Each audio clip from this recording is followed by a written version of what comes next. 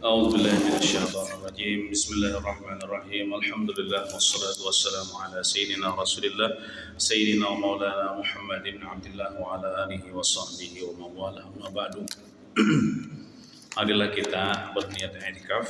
Bismillahirrahmanirrahim. Nawaitu an a'takifa fi hadzal masjid sunnatan lillahi ta'ala.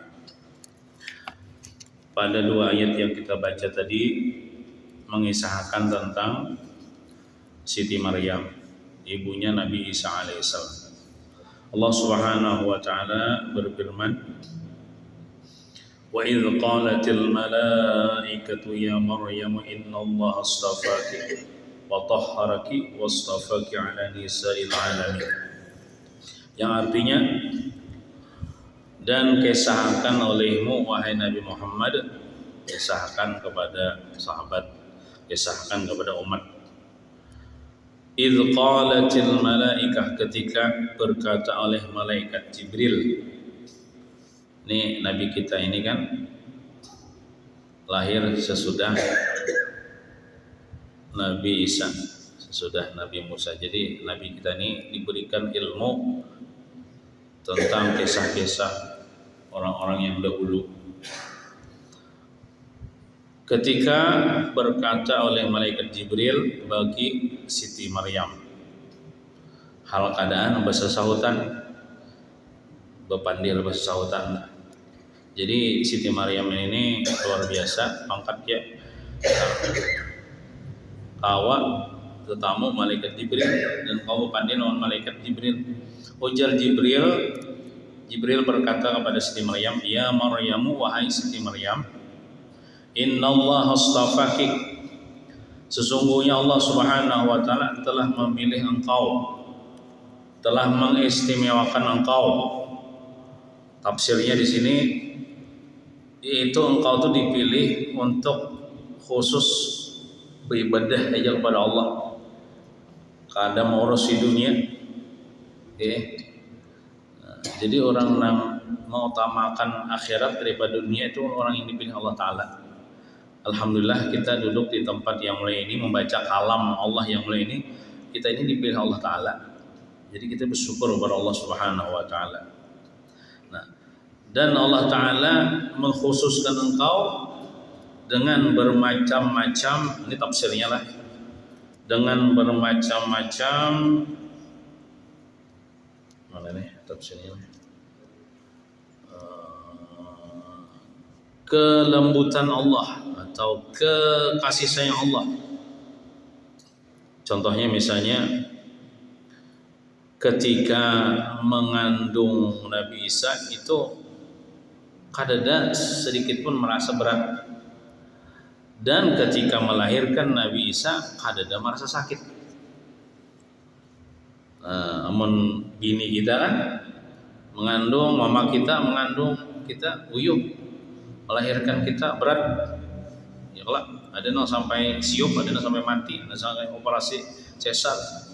Nah, Nabi Isa ini dilahirkan oleh Siti Maryam itu dengan mudah dan kada berat mengandung.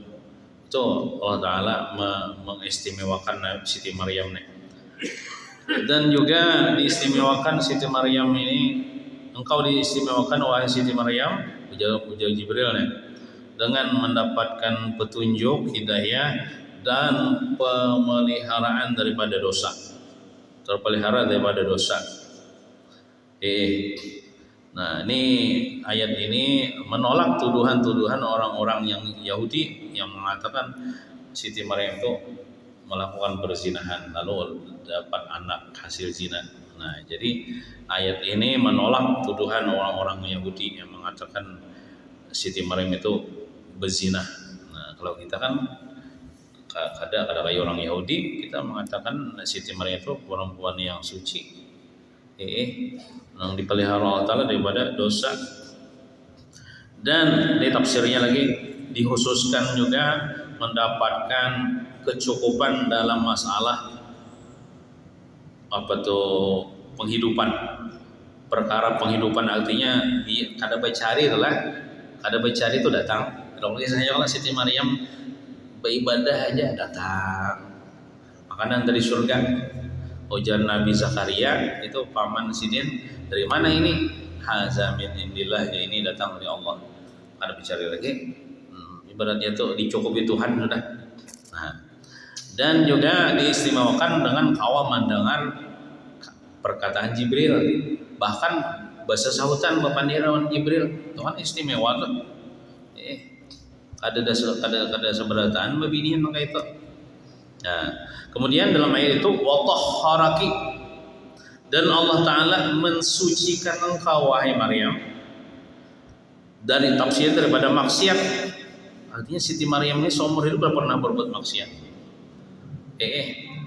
Kada pernah bahasa ini kada pernah kenal dengan laki-laki yang bukan mahram, kada pernah berpacaran dan sebagainya. Dia tidak pernah disentuh oleh laki-laki. Tiba-tiba hamil kan, itu kan memang kehendak Allah Ta'ala. Dipelihara, disucikan daripada perbuatan-perbuatan yang tercela, dan juga disucikan daripada tuduhan perkataan orang-orang Yahudi. Walaupun orang Yahudi mengatakan Siti Maryam melakukan perzinahan, tapi Allah Ta'ala kada, Allah Ta'ala mengatakan Siti Maryam itu suci, tidak pernah disentuh. Masa orang yang tidak pernah disentuh oleh laki-laki itu masa melakukan perzinahan? Tidak mungkin kan? Ada juga yang mengatakan tafsirnya Allah Ta'ala melepaskan engkau daripada pembunuhan. Ini orang Yahudi itu bukan sekedar menuduh berzina, tapi hendak membunuh juga. Orang Yahudi ini kata cuma membunuh orang. Wah ini di Israel sana itu, di Palestina banyak tuh orang-orang Palestina dibunuh oleh orang Yahudi. Wah ini pakai bom ya Allah, pakai bom, pakai pistol. Hari pakai pedang, pakai golok ya Allah. Nabi Isa pun anak sini hendak dibunuh oleh mamanya, hendak dibunuh juga oleh orang Yahudi, tapi Allah Ta'ala melepaskan, menyelamatkan Nabi Isa dan Siti Maryam daripada pembunuhan orang-orang Yahudi.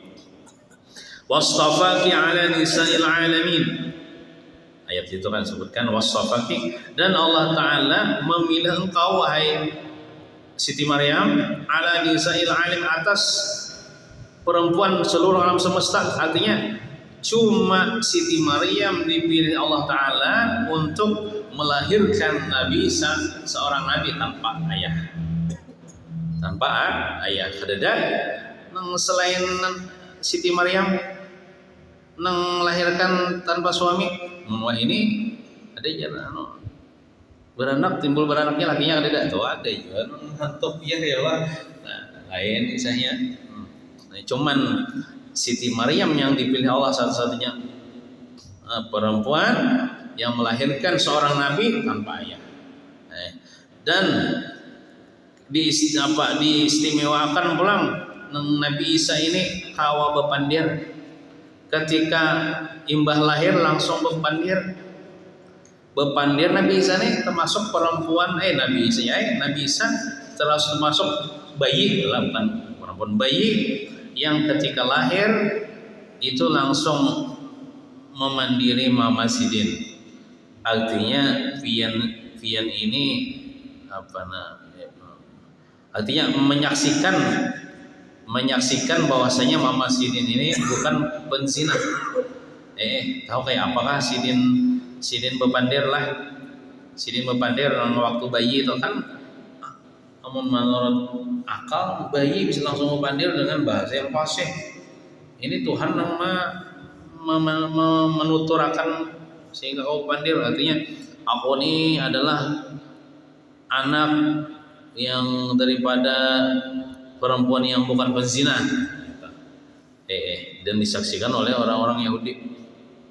Disebutkan dalam riwayat hadis, ujar Rasulullah, cukup ada 4 perempuan aja menjadi perempuan pilihan dalam semesta. Cukup 4 perempuan aja. Yang pertama Maryam ibunya Nabi Isa. Yang ketiga Asyah imra'atu Fir'aun. Siapa Asyah? Siapa? Istri. Jangan sebut istri, karena kata-katanya ini imra'atu Imrah itu perempuannya Fir'aun, bukan zaujatu Fir'aun. Kalau zaujah istri, ini Asyah imratu Fir'aun. Kenapa disebutkan dengan imra'atun bukan zaujatun? Karena Siti Asyah ini tidak pernah disentuh oleh Fir'aun. Walaupun Fir'aun itu mengawini Asyah, tapi Asyah tidak pernah disentuh Fir'aun. Karena Asyah memohon kepada Allah supaya jangan disentuh oleh orang yang kafir yang mengaku Tuhan. Makanya kan disebutkan dalam hadis itu Asyah imratu Fir'aun. Asyah perempuannya Fir'aun. Bukan Asyah zaujat Fir'aun, bukan Asyah istri Fir'aun, bukan. Karena kalau istri itu kan bisa juga dijapainya, disentuhnya, bahkan dijimanya. Tapi dalam riwayat disebutkan Asyah ini kan kawin dengan Fir'aun itu karena terpaksa ya, karena ibunya, ayahnya Asyah ini ditahan, dipenjara oleh Fir'aun dan diancam oleh Fir'aun, Asyah, kalau kamu tidak mau menikah kawin dengan saya, ayah ibumu akan saya bunuh. Itu paksa kawin dengan Fir'aun. Tapi Asyah memohon kepada Allah supaya Asyah ini kan bunga orangnya, makanya Fir'aun tertarik. Tapi dia memohon kepada Allah supaya jangan disentuh Fir'aun. Jadi bila Fir'aun masuk kamar hendak menjima Asyah nih, diserupakan Tuhan setan yang berupa Asyah. Jadi si Fir'aun itu kumpulan setan, jadi malah Asyah yang asli selamat. Jadi Asyah yang asli itu sampai sini wafat itu masih perawan. Membunuh Fir'aun juga. Karena Asyah ini beriman dengan Nabi Musa. Beriman dengan Nabi Musa itu di zaman Nabi Musa. Sampai sini dipecahkan kepala Sidin, mati syahid orangnya.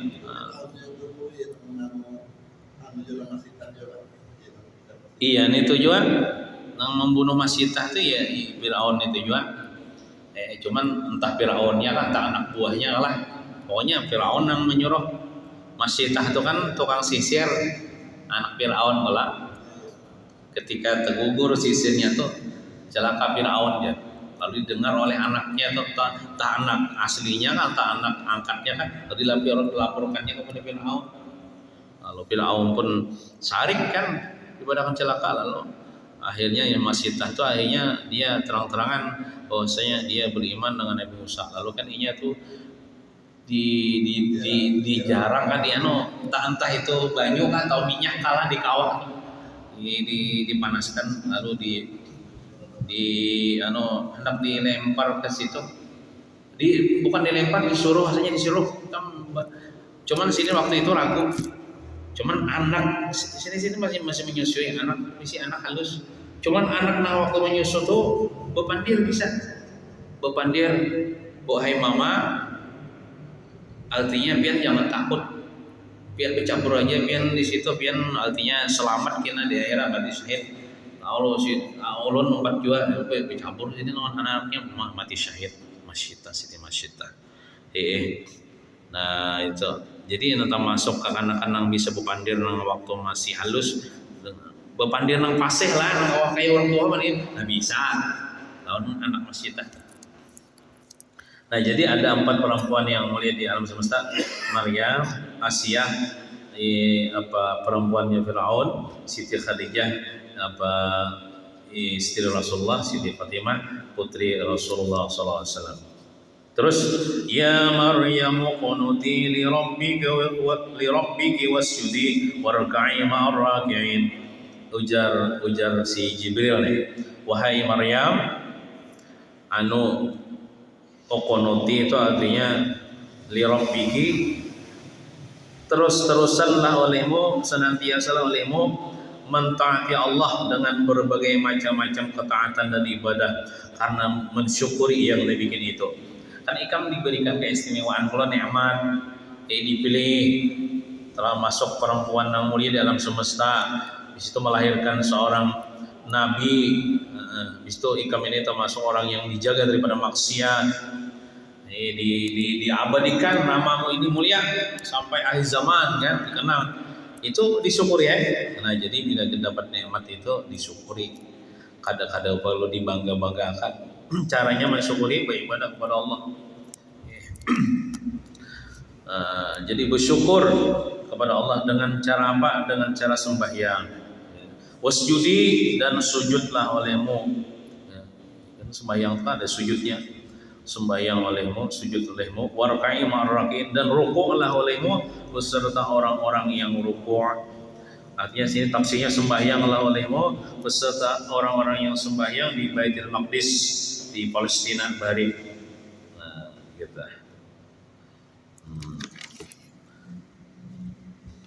Jadi ujar ulama tafsir mengomentari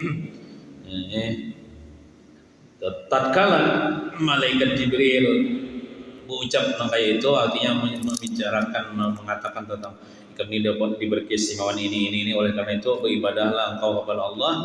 Lalu Siti Maryam ini sidin beribadah aja.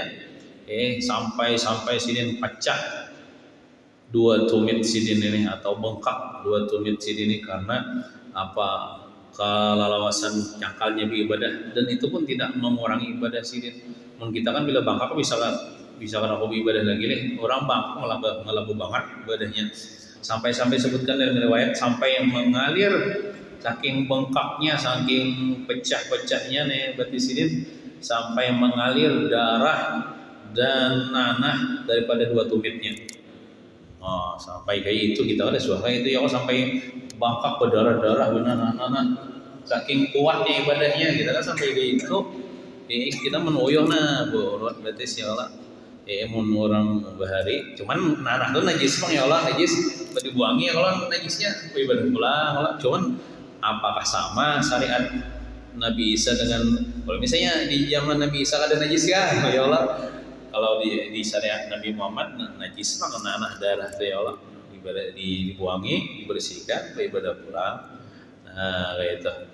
Jadi itu luar biasa Siti Maryam itulah, dan kita disuruh mencintai Siti Maryam dan mencintai Nabi Isa alaihissalam.